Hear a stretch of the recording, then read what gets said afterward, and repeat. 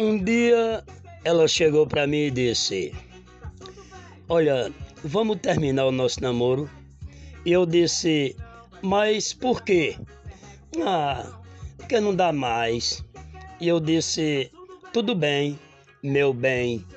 Desejo que você seja muito feliz com outro rapaz." E ela foi embora e eu fiquei escrevendo uma carta para ela. E na carta eu disse: "Adeus, minha doce querida, que amanhã eu vou embora.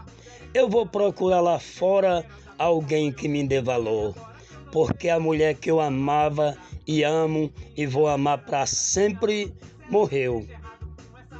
E hoje só resta a dor, que é minha mãe.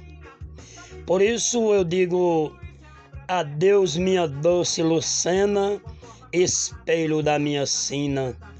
Ontem eu rasguei o seu retrato na parede da piscina.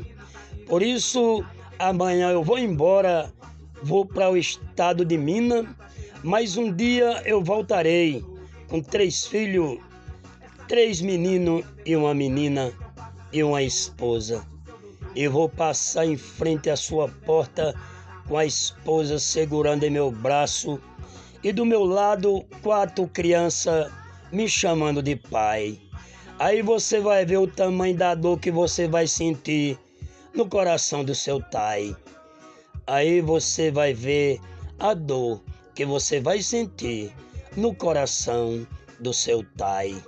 Uma noção de pesqueira. E aí, poeta, e você, como vai?